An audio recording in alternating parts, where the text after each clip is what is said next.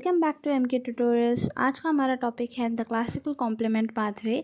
जैसे कि last video में हमने देखा था कि कॉम्प्लीमेंट सिस्टम क्या होता है, कॉम्प्लीमेंट सिस्टम के कंपोनेंट्स क्या होता है और भी बहुत सारी चीज़ें हमने देखी थी। तो अब उसी का कंटिन्यूएशन ये वीडियो है, दैट इज़ द पाथवेज, जिसमें मैंने बताया था कि 3 पाथवेज होती है, राइट। क्लासिकल कॉम्प्लीमेंट पाथवे होती है, अल्टरनेटिव कॉम्प्लीमेंट पाथवे होती है एंड लेक्टन पाथवे होती है। तो उसी में सबसे फर्स्ट पाथवे जो है वो मैं आज स्टार्ट करने वाली हूँ, that is classical complement pathway.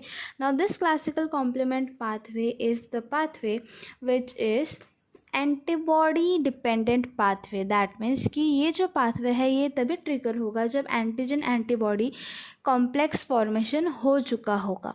Okay, now let us start with the video. So this pathway was discovered by Jules Bordet in 1895.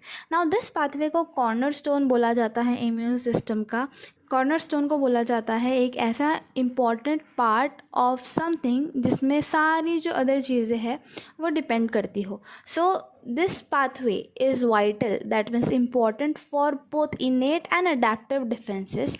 Now इस पाथवे के अंदर there are over 30 plasma and cell surface proteins and this pathway also represents a significant portion of plasma globulins. Now इसके अलावा this pathway showcases its important role in protecting the body against pathogen.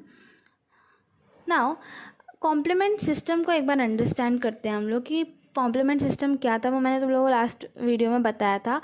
Complement system जो है वो most important functions को execute करता है, जैसे कि पैथोजन को लाइस करना, ऑप्सोनाइजेशन करना, इम्यून कॉम्प्लेक्स को क्लियर करना, मतलब कि जितना भी सेलुलर डेब्रिस कचरा होता है उसको रिमूव कर देना, एंड इन्फ्लेमेशन जो होता है वो इम्पॉर्टेंट पार्ट होता है ये शोकेस करने के लिए कि इम्यून सिस्टम जो है वो मेरा एक्टिवेट हो चुका है एंड इम्यून रिस्पॉन्स जो है वो इनिशिएट हो चुका है। अब इन सब चीज़ों को एग्जीक्यूट करने के लिए हमारा जो मेन चीज़ है, जैसे कि मेन एक्टिवेशन है वो C3 एक्टिवेशन है। मतलब C3 क्या है? कॉम्प्लीमेंट प्रोटीन है। जैसे कि मैंने तुम लोगों को लास्ट वीडियो में बताया था कि कॉम्प्लीमेंट प्रोटीन्स कहाँ से कहाँ तक होते हैं, तो C1 से लेके C9 तक इम्पॉर्टेंट होते हैं जो कि इन पाथवेज में रोल प्ले करते हैं। और लास्ट में ये सारे के सारे C1 से लेके C9 तक जितने भी प्रोटीन्स हैं ये एक कॉम्प्लेक्स बनाते हैं, that is membrane attack complex. और फिर ये जो एंटीजन को जब जाके बाइंड करते हैं तो ये पूरा के पूरा उस एंटीजन को पूरा डिस्ट्रॉय करके रख देते हैं, right. So now coming to the next part of the video, that is how is classical pathway initiated. अब क्लासिकल पाथवे जो है वो एकदम सिंपल तरीके से इनिशिएट होती है रिकॉग्निशन से। ओके, दैट मीन्स जैसे कि मैंने बताया C1 से लेके C9 तक हमारे पास प्रोटीन्स होते हैं, तो ये पाथवे एक्टिवेट होता है जब C1 complex antigen antibody complex को बाइंड करता है। तो बेसिकली कॉम्प्लीमेंट सिस्टम कब एक्टिवेट होता है? मैंने लास्ट वीडियो में बताया था आप लोगों को कि कॉम्प्लीमेंट सिस्टम तब एक्टिवेट होता है जब एंटीजन और एंटीबॉडी कॉम्प्लेक्स फॉर्म हो चुका होगा। एंटीजन एंटीबॉडी कॉम्प्लेक्स जो है वो FC रीजन जो होता है, FC रीजन पता है आप लोगों को? अगर नहीं पता होगा तो एक बार मेरे जो लास्ट वीडियो है उसमें जाके आप देख सकते हो। तो FC रीजन पर जो है एंटीजन जो है वो एंटीबॉडी पे आके ज्वाइन होता है। एंटीबॉडी में जो है वो एक FC रीजन होता है। अब ये FC रीजन जो है वो इम्पॉर्टेंट रोल प्ले करता है। कैसे इम्पॉर्टेंट रोल प्ले करता है वो मैं बताती हूँ।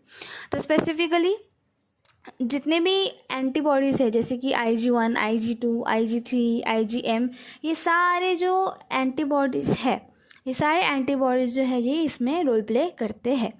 Now C1q is one of the protein और one of the subunit of C1 protein, और इसके 6 आइडेंटिकल सब यूनिट्स हैं जो रिकॉग्नाइज करते हैं, रिकॉग्निशन में हेल्प करते हैं और FC रीजन पर जाकर बाइंड करते हैं on the antibodies. Okay, now इस C1q के अलावा लाइक बियॉन्ड एंटीबॉडीज, C1q जो है it also initiate activation by binding to non antibody activators, जैसे कि C रिएक्टिव प्रोटीन्स हो गया या सर्टेन पैथोजेंस हो गया या अपोप्टोटिक सेल्स हो गया। तो हर एक C1q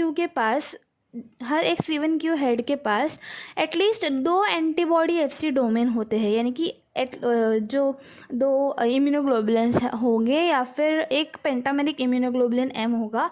ये IgM या ये जो एंटीबॉडी है ये क्या करता है, इंड्यूस करता है critical conformation change. Conformational change होने के बाद क्या होता है कि ये C1q प्रोटीन जो है वो C1r को एक्टिवेट करता है following the activation of C1s।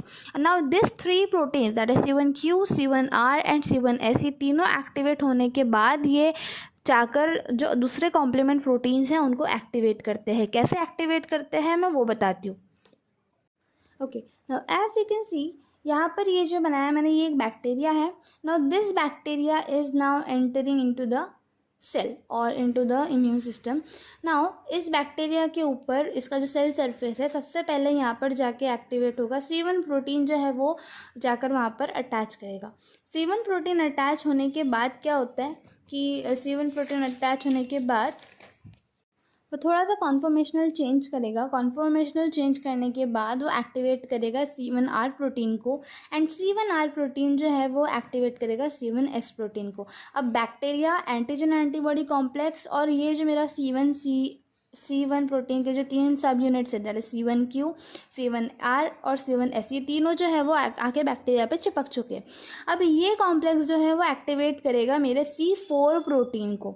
अब C4 प्रोटीन जो है वो डायरेक्टली आकर नहीं आता है, डायरेक्टली आकर नहीं बाइंड करता है, पहले वो क्लीव होता है इनटू टू पार्ट्स। एक होता है स्मॉल सब यूनिट और एक होता है लार्ज सब यूनिट। अब ये जो स्मॉल सब यूनिट है, ये स्मॉल सब यूनिट जो है वो हल्का होने की वजह से it moves away from the reaction. जो लार्ज सब यूनिट है वो हैवी होने की वजह से क्या करेगा, आकर बैक्टीरिया पर बाइंड करेगा। Alright, now if you see कि ये जो ये जो पूरा कॉम्प्लेक्स है अब ये बन चुका है, क्या बन चुका है, बैक्टीरिया के ऊपर C1 प्रोटीन मतलब कि C1 प्रोटीन के जो सब यूनिट्स हैं वो सब यूनिट्स, एंड उसके बाद C4 का एक सब यूनिट आकर उसके ऊपर अटैच कर चुका है दैट इज C4b। ऑलराइट, अब C4b आकर जब अटैच करता है उसके बाद C2 प्रोटीन जो है वो आता है in the picture and C2b directly आकर नहीं बाइंड करता है। C2 जो है वो पहले क्लीव होता है into C2a and C2b, where C2a जो है it is large sub unit and C2b जो है वो स्मॉल सब यूनिट है। अब ये जो C2 प्रोटीन है ये बाकी प्रोटीन से थोड़ा अलग है। इसका जो A सब यूनिट है वो लार्ज है और B सब यूनिट जो है वो छोटा होता है। तो B सब यूनिट जो है वो यहाँ से निकल गया। अब बाइंड करने वाला कौन सा है, C2a। अब ये जो कॉम्प्लेक्स बना है यहाँ पर दैट इज C4b C2a, ये complex it acts as C3 convertase which cleaves C3। अभी C3 जो है वो बहुत अबंडेंट कॉम्प्लीमेंट प्रोटीन है in the plasma. This cleavage is C3a, मतलब C3a एंड C3b में कन्वर्जन होगा। अब C3a जो है वो स्मॉल सब यूनिट है एंड C3b जो है वो लार्ज सब यूनिट है। So as you can see here ये जो C3 सब यूनिट है, ओके, C3 का जो C3b सब यूनिट है that is large sub unit, this will bind to C4b C2a and उसके बाद अब ये कॉम्प्लेक्स क्या बन गया, C4b C2a and C3b। This acts as C5 convertase। now C5 convertase का काम क्या होता है, C5 convertase का काम होता है to cleave C5 protein into C5a and C5b। so C5a is again the small subunit, so it will move away from the complement system, and C5b is the large subunit, so it will bind into the previous one और previous complex। so now complex क्या बन गया है, C4b C2a C3b and C5b। अब ये जो complex है ये एक्टिवेट करता है जो दूसरे कॉम्प्लीमेंट प्रोटीन्स है जैसे कि C6 C7 C8 C9। Yet all together this complex is called as membrane attack complex। This MAC create holes leading to osmotic lysis and cell death। Pathway जहाँ से स्टार्ट होता है it starts with C1 and the pathway ends with MAC complex formation which will help into the osmosis of the pathogen and last में ये pathway जो है वो complete होता है। नाउ इस पाथवे के आउटकम्स क्या है, सो जैसे मैंने बताया सेल लाइसिस जब MEC बनेगा। ऑप्सनाइजेशन, जैसे कि C4B और C3B जो है वो अपना टारगेट को मार्क करके रखते हैं। इन्फ्लेमेशन, जो भी एनाफाइलोटॉक्सिन्स है जैसे कि C3A, C4A, C5 जो है, जो कॉम्प्लीमेंट सिस्टम से बाहर निकल गए थे, जो उस समय स्मॉल सब यूनिट होने की वजह से बाहर निकल गए थे, they will act as anaphylatoxins. Immune complex clearance, मतलब C3B कोटेड जो भी कॉम्प्लेक्स थे वो सारे जो है वो RBC से निकल जाते हैं और स्प्लीन में जाके, लीवर में जाके प्रोसेस होते हैं। And last is apoptotic cell clearance, जिसमें C1Q एंड C3B जो है वो सेफ डिस्पोजल फैसिलिटेट करता है of apoptotic cells, preventing auto immunity.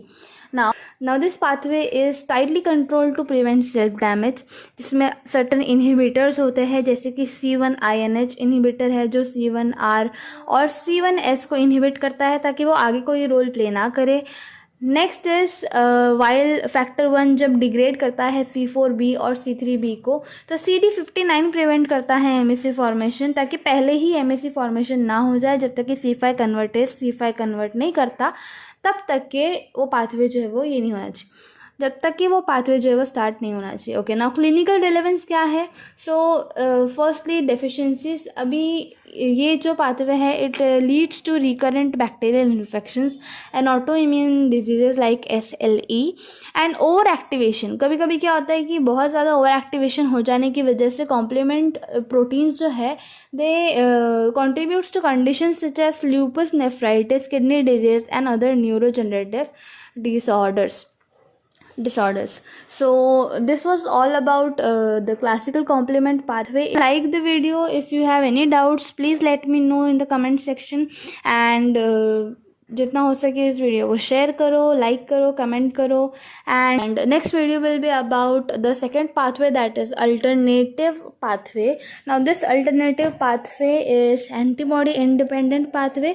सो इसमें थोड़ा ज़्यादा कुछ नहीं, इसमें बस थोड़ा सा कुछ डिफरेंस है, तो वो हम लोग नेक्स्ट वीडियो में देखेंगे। तब तक के लिए बाय बाय।